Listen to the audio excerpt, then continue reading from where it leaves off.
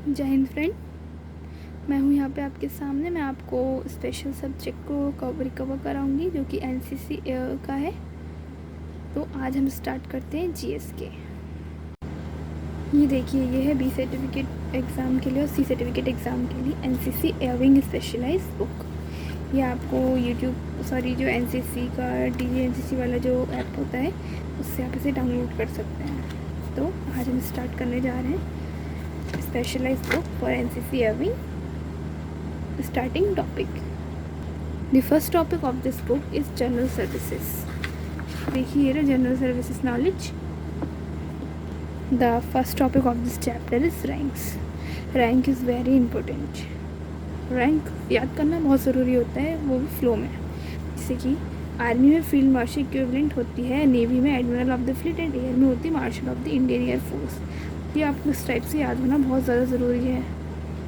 जैसे कि field marshal, air admiral of the fleet, marshal of the IF, general, admiral, air chief marshal, lieutenant general, vice admiral, air marshal, major general, rear admiral, vice air marshal, brigadier, commodore, air commodore, colonel, captain, group captain, lieutenant colonel, commander, wing commander, major, lieutenant commander, squad leader, captain, lieutenant, flight lieutenant, lieutenant, sub lieutenant, flying officer. आप इसको ऐसे याद कर सकते हैं। इसके बाद कुछ आ जाती हैं commission rank. Junior commission officer हमारे आर्मी में होते हैं, नेवी में हमारे होते हैं जूनियर कमीशन ऑफिसर नेवी, और एयर में होते हैं junior commission officer in air.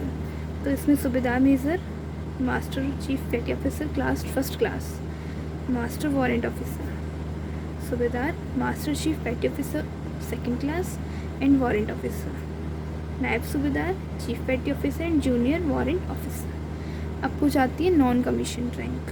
Non commission rank में भी नेवी और एयर दोनों की होती है, इसमें भी इक्विवेलेंट्स होती है। जैसे कि हवलदार इक्वल होता है पेटी ऑफिसर, और एयर में होता है सार्जेंट, आर्मी में होता है नाइक, नेवी में होते हैं एबल सीमैन, और एयरफोर्स में होते हैं कॉर्पोरल। आर्मी में होते हैं लेंस नाइक, नेवी में होते हैं लीडिंग सीमैन, एंड एयरफोर्स में होते हैं लीडिंग एयरक्राफ्ट मैन। देन स्पॉय, यहाँ पे होते हैं लीडिंग सीमैन 2, और इधर होता है एयरक्राफ्ट मैन। इसके बाद आता है सबसे most important topic, gallantry award. Gallantry award हमारे 2 टाइप के होते हैं, वॉर टाइम और सेकंड होता है अपना पीस टाइम। तो वॉर टाइम में हमारे 3 मेन होते हैं, परमवीर चक्र, महावीर चक्र और वीर चक्र। और पीस में हमारे होते हैं अशोक चक्र, कीर्ति चक्र और शौर्य चक्र। सबसे पहले हम पढ़ते हैं वॉर टाइम। वॉर टाइम सबसे पहले हम पढ़ेंगे परमवीर चक्र। परमवीर चक्र जो होता है highest gallantry award of Indian army. Highest gallantry award होता है। इसके फर्स्ट रेसिपिएंट थे मेजर सोमनाथ शर्मा, ठीक है, जो इन्हें 26 जनवरी 1950 में इंट्रोड्यूस किया गया था। और अदर रेसिपिएंट हैं इसके फ्लाइंग ऑफिसर निर्मलजीत सिंह सिखौन, ये इंडियन एयरफोर्स के first and only first officer हैं जिनको परमवीर चक्र मिला है, ठीक है। इसके बाद आते हैं महावीर चक्र। महावीर चक्र सेकंड हाईएस्ट मिलिट्री अवार्ड होता है। ये मरणोपरांत भी दिया था, यानी कि शहीद हो जाने के बाद दिया जाता है। सबसे ज़्यादा MBC यानी कि सबसे ज़्यादा महावीर चक्र हमें 1971 की वॉर में दिए गए थे। और अभी रिसेंटली संतोष बाबू को ये दिया गया था, उन्होंने मिशन स्नो लियोपार्ड में उन्होंने किया था। ये देखिए स्नो लियोपार्ड किया था। स्नो लियोपार्ड में क्या होता है, दुश्मन के कैंप के सामने कैंप बनाने का टारगेट दिया गया था, तो उन्होंने इस टारगेट को कंप्लीट किया था। उसके बाद आता है वीर चक्र। वीर चक्र में क्या होता है, ये Indian calendar third military award होता है। रिसेंटली अभी अभिनंदन वर्धमान को मिला था ये वीर चक्र। उन्होंने F-16 एयरक्राफ्ट गिराया था पाकिस्तान का। वो कौन से एयरक्राफ्ट में बैठे थे, MiG-21 एयरक्राफ्ट में। और अभी स्पॉय गुरजीत सिंह को भी मिला है, जो कि गलवान वैली में शहीद हुए थे, इन्हें भी वीर चक्र मिला है अभी। इसके बाद हम पढ़ते हैं peace time award. Peace time award में सबसे पहला नंबर आता है अशोक चक्र का।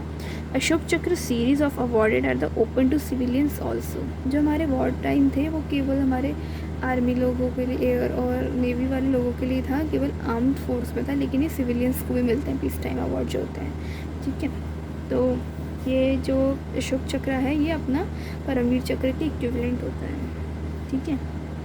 The medal was originally establish on 4 January 1952 एज अशोक चक्र।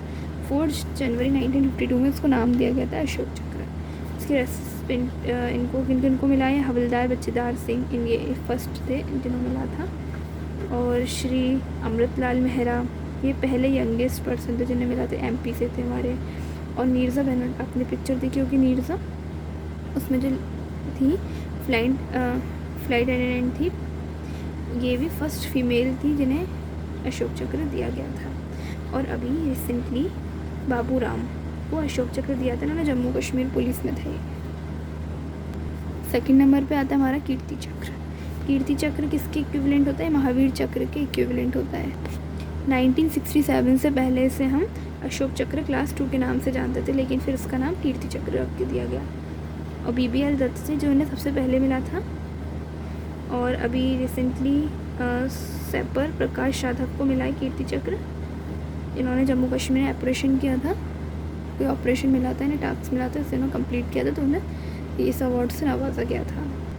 विंग कमांडर रविश मल्होत्रा, ये पहले एस्ट्रोनॉट थे जिन्हें कीर्ति चक्र मिला है ना। और ग्लोरी बेरी, ये फर्स्ट फीमेल थी जिन्हें मिला कीर्ति चक्र। इसके बाद आता है हमारा शौर्य चक्र। शौर्य चक्र का पहले 1967 से पहले नाम था अशोक चक्र 3rd, लेकिन उसके बाद इसका नाम क्या रख दिया गया, शौर्य चक्र। ठीक है, ये वीर चक्र के इक्विवेलेंट होता है। रिसेंटली नायब सूबेदार सोमवीर को यह अवार्ड दिया गया है। A++ category terrorist during on operation in Jammu and Kashmir. ये तो हो गए हमारे गैलेंट्री अवार्ड। अब इसके बाद आती है कमांड्स, कहाँ पर कौन सी कमांड्स होती हैं, है ना। वैसे तो हमारा पूरा के पूरा जितना भी आर्म फोर्स है वो हमारे इंडिया के प्रेसिडेंट द्वारा किया जाता है कमांड, बट उसके अंदर भी जो 3 सेक्शंस हैं उसमें भी अलग अलग बनाते हैं। जैसे क्लास में मॉनिटर बनाया जाता है, उसी तरीके से आर्मी, नेवी और एयर का भी एक चीफ बनाए जाते हैं। तो सबसे पहले हम पढ़ेंगे army. The Indian army is the second largest trading army in the world. Second largest है वर्ल्ड में। It the president of India serve the supreme commander of the Indian army. आ गया, प्रेसिडेंट ऑफ इंडिया सर्व करते हैं। And it commanded by the four star chief of army staff. और ये commanded किसके द्वारा की जाती है, 4 स्टार ऑफिसर होते हैं वो, तो चीफ ऑफ आर्मी स्टाफ, ठीक है, जिन्हें हम जनरल बोलते हैं। ठीक है, commanded headquarter is commanded by an officer the rank of lieutenant general. और जो कमांडेड ऑफिसर जो कमांड करते हैं, जो देखो कमांड तो हमारे चीफ ऑफ आर्मी स्टाफ करेंगे, लेकिन जो चीफ ऑफ आर्मी स्टाफ हमारा तो जनरल, और जो उसके नीचे होंगे जो हेडक्वार्टर को देखेंगे वो कौन होंगे, हमारे लेफ्टिनेंट जनरल। ठीक है, हमारे 7 कमांड्स होती हैं आर्मी की। कहाँ कहाँ पर है हमारी, देखिए इंडिया का मैप बना है, मैं आपको आगे ला के दिखाती हूँ। ये देखिए, दिल्ली हमारा हेडक्वार्टर होता है, पुणे साउथर्न कमांड है, कोलकाता ईस्टर्न कमांड है, लखनऊ सेंट्रल कमांड होती है, और नॉर्थर्न कमांड हमारी उधमपुर में है। ठीक है, शिमला हमारी ट्रेनिंग कमांड है, चांदी मंदिर वेस्टर्न कमांड होती है, और जयपुर साउथर्न वेस्टर्न कमांड होती है। ओके, ये देखिए यहाँ पे लिखे हुए हैं। ठीक है, इसके बाद हम पढ़ते हैं नेवी।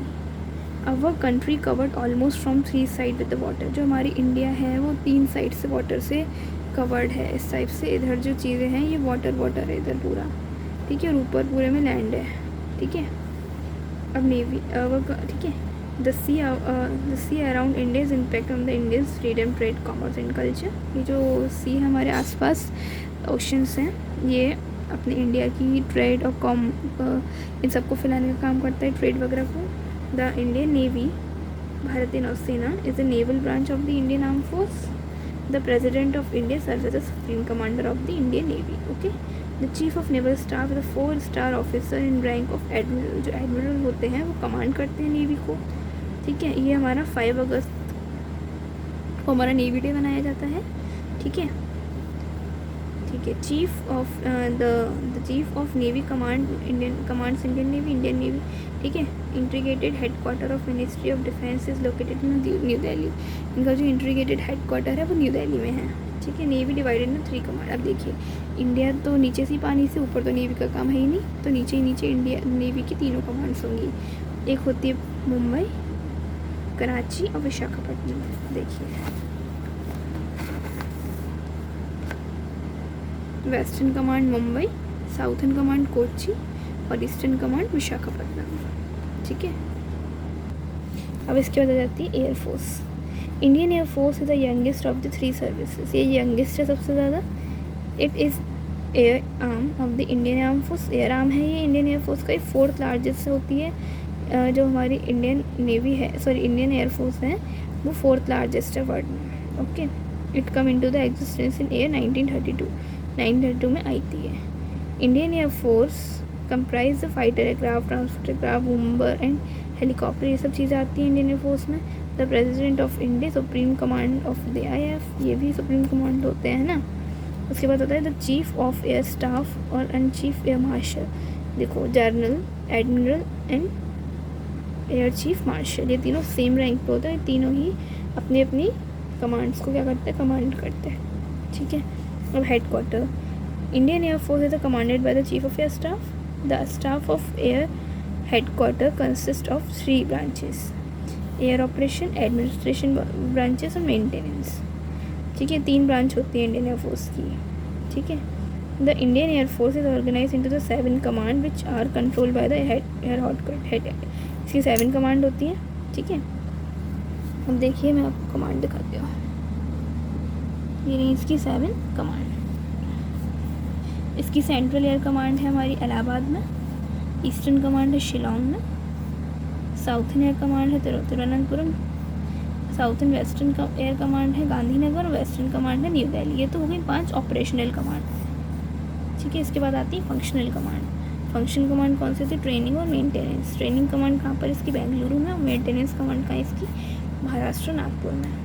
अब हम पढ़ते हैं main cheese history of Indian air force, क्योंकि हमारा स्पेशल सब्जेक्ट एयर है, स्पेशल सब्जेक्ट है ना हमारा, इसलिए हमें हिस्ट्री भी पढ़नी पड़ेगी इसकी।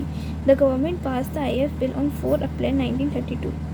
ठीक है, the Indian air force come into being with the promulgation of IAF bill 8 अक्टूबर 1932। 8 अक्टूबर 1932 में आ गई थी इंडियन एयरफोर्स। ठीक है, तो हम हर ईयर 8 अक्टूबर को ही बनाते हैं इंडियन एयरफोर्स डे।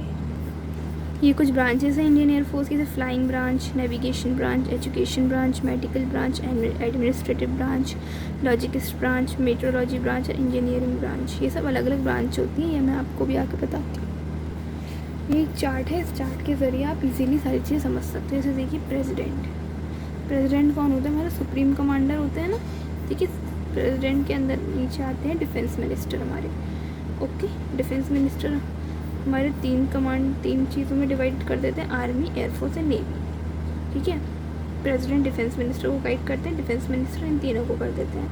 ओके, अब हमें केवल एयरफोर्स के बारे में पढ़ना है, तो एयरफोर्स में सबसे पहले कौन आते हैं, VCAS। इन सब की फुल फॉर्म आपको याद होनी चाहिए। VCAS होते हैं vice chief of air staff, DCAS deputy chief of air staff, AOA air officer in charge administrations, AOP air officers in personal, AOM air officer in charge maintenance and IGs inspector general. ये सब Indian air force के officers होते हैं। Okay, अब देखिए सबसे पहले हमारा था air head quarter. Okay, air head quarter क्या होता है, फिर इसके बाद कमांड्स, हमने कमांड्स पढ़ी थी, उसके बाद कमांड्स आती हैं, फिर स्टेशंस आ जाते हैं, फिर उसके बाद स्क्वाड्रन और यूनिट, जिन यूनिट्स में हम लोग जाते हैं, ये सब चीज़ें होती हैं। ओके, मतलब ऐसा होता है जैसे पूरा के पूरा हमारा आर्म फोर्स होता है। अपना आर्म फोर्स में हमारे 3 पार्ट होते हैं, एयर, नेवी और आर्मी। ठीक है, ये तो रह गया आर्म फोर्सेस। अब एक स्कूल लेवल पे हमारे लिए आते हैं लोग एनसीसी में भी ऐसी 3 विंग होती है, एयर, आर्मी और नेवी। ओके, तो एयर, आर्मी और नेवी में भी सेम टू सेम यही पूरा प्रोसीजर रहता है, यही रैंक्स मिलती हैं लोगों को भी। ये 2 अलग अलग है, ये नहीं कि वहाँ के एयर चीफ हमारे एनसीसी की एयर चीफ दोनों से नहीं, ये दोनों चीज़ें अलग होती हैं। ओके, अब इसके बाद हम पढ़ते हैं स्टेशंस वगैरह क्या होते हैं एयर के, है ना। ये देखिए, ये रहा इसमें, जैसे देखिए ACOs and air station CDR। ठीक है, अब देखिए कितने पार्ट में डिवाइड होते हैं, 1 2 3 4 पार्ट में।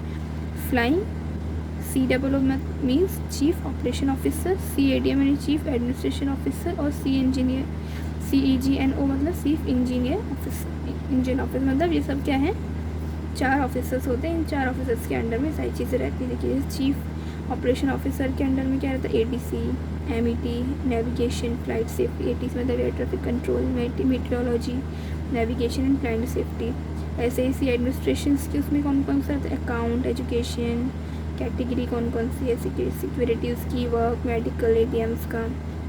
और इंजीनियर के अंदर में क्या रहेगा, सिग्नल्स के लिए, आर्मामेंट्स, लॉजिक, MT यानी कि मेंटेनेंस, MCC रिफ्यूलिंग, टेक्निकल, यानी कि सारी ये सब चीज़ें इंजीनियरिंग के अंडर में रहती हैं। तो ये इतना ही था जनरल सर्विसेज नॉलेज में जो आपके लिए इम्पोर्टेंट है। ओके, मिलते हैं नेक्स्ट वीडियो में। नेक्स्ट वीडियो में हम लेकर आएंगे आपके लिए एयरक्राफ्ट रिकग्नाइजेशन, कि एयरक्राफ्ट का रिकग्नाइजेशन कैसे करें, कैसे क्या होता है। तब तक के लिए गुड बाय, टेक केयर।